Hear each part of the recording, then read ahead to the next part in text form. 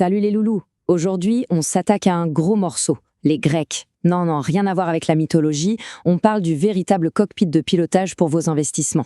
On va décortiquer tout ce jargon pour que ça devienne un tableau de bord ultra clair et simple à utiliser. Il y a une énorme confusion sur la gestion du risque en portefeuille. On a tous déjà eu cette sensation d'être un simple passager, de subir des forces invisibles qui secouent nos investissements dans tous les sens. Quand on a l'impression que son portefeuille part en vrille sans raison apparente, eh bien c'est précisément le signe qu'il manque un tableau de bord.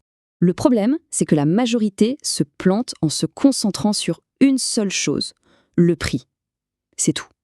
C'est un peu comme conduire une voiture en fixant le compteur de vitesse, mais sans jamais jeter un œil à la jauge d'essence ou à la température du moteur.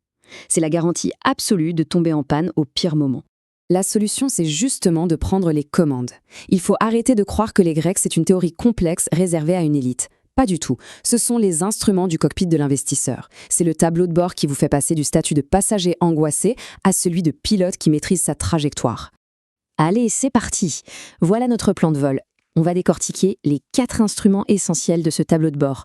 Vous allez voir, à la fin, ça sera limpide et vous saurez exactement quoi regarder pour ne plus jamais piloter à l'aveugle. Alors comment un portefeuille peut-il nous donner ces informations ? Eh bien c'est simple, chaque grec est un capteur qui nous alerte sur un risque bien précis. On ne subit plus, on quantifie. Et ça, c'est toute la différence entre un parieur qui espère et un gestionnaire qui calcule. On commence par le plus connu de tous, le delta. Pour faire ultra simple, il vous dit de combien la valeur de votre option va bouger si l'action en dessous gagne ou perd 1 euro. C'est la base de la base, la boussole de votre exposition. Pour reprendre notre métaphore de la voiture, c'est exactement ça. Le delta, c'est votre compteur de vitesse. Il vous indique à quelle vitesse votre portefeuille gagne ou perd de l'argent par rapport au mouvement du marché. C'est l'indicateur directionnel par excellence. En fait, le delta, il a 3 casquettes. D'abord, il vous montre clairement si vous êtes exposé à la hausse ou à la baisse. Ensuite, il agit un peu comme un indicateur de probabilité. Un delta de 0,50, ça veut dire en gros 50% de chances que l'option finisse dans la monnaie. Et surtout, il ouvre la porte à des stratégies fascinantes comme le delta neutre qui permettent de gagner de l'argent que le marché monte ou qu'il baisse. Ok, on monte d'un cran, le gamma. Si le delta, c'est la vitesse, le gamma, lui, c'est ce qui mesure le changement de cette vitesse.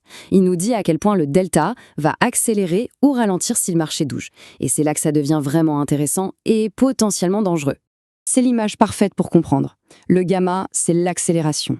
C'est lui qui peut faire déraper une stratégie qui semblait tranquille et la transformer en une sortie de route spectaculaire, même si votre direction de départ était la bonne. Il faut comprendre une chose. Le gamma est le grec le plus dangereux, de loin. Pourquoi ? Parce qu'il est invisible au début, on ne le sent pas, mais lors d'un crash, il explose. Un gamma élevé peut faire passer votre delta de 0,50 à 0,90 en quelques minutes et transformer une position prudente en un pari ultra agressif.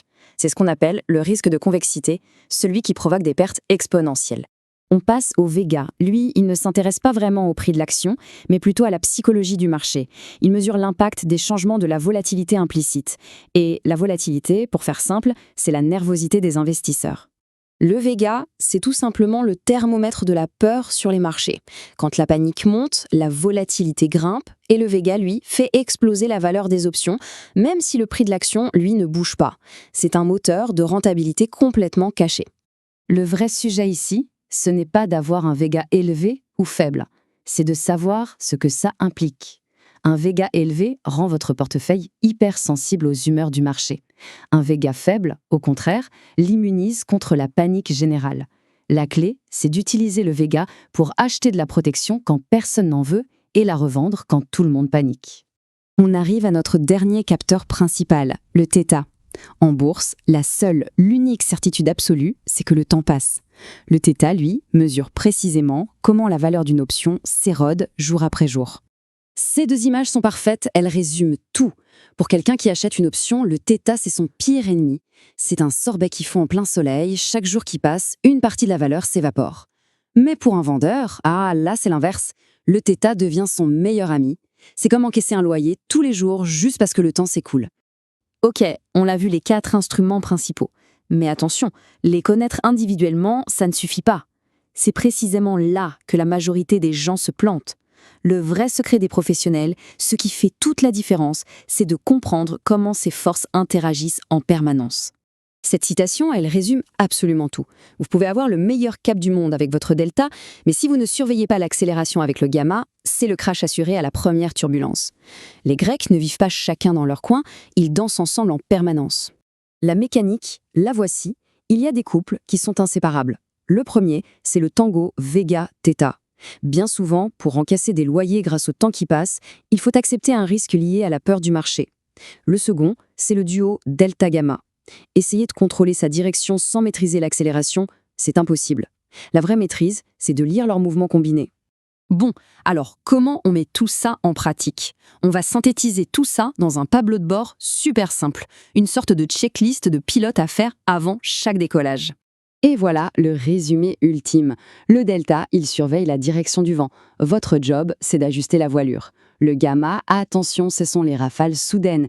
Il faut réduire la taille de la position avant l'impact. Le Vega, lui, c'est l'humidité dans l'air, la peur ambiante. Il permet d'acheter ou de vendre de la protection. Et enfin, le Theta, notre sablier, qui vous pousse à décider si vous voulez encaisser le passage du temps ou au contraire limiter sa fonte. En fin de compte, l'objectif de tout ça, c'est de changer de perspective. C'est de passer de la position du joueur qui subit à celle de l'ingénieur qui conçoit et qui contrôle sa structure. Maîtriser les Grecs, c'est exactement ça. C'est arrêter de voir le marché comme une table de roulette géante où l'on espère avoir de la chance. C'est commencer à le voir avec les yeux d'un ingénieur qui mesure les forces, qui anticipe les contraintes et qui construit une structure solide pour résister aux tempêtes. La question finale, elle est donc pour vous. Allez-vous continuer à laisser le hasard piloter votre argent ou êtes-vous enfin prêt à prendre les commandes? Voilà, j'espère que cette analyse vous a bien éclairé. Si c'est le cas, pensez à lâcher un like et un commentaire. Pour aller beaucoup plus loin, l'article complet est dispo sur mon blog rafaexolo.fr. Et pour ceux qui veulent vraiment passer au niveau supérieur et automatiser leur stratégie, jetez un œil à ma formation Le Labo des algorithmes. Tous les liens sont en description. À très vite!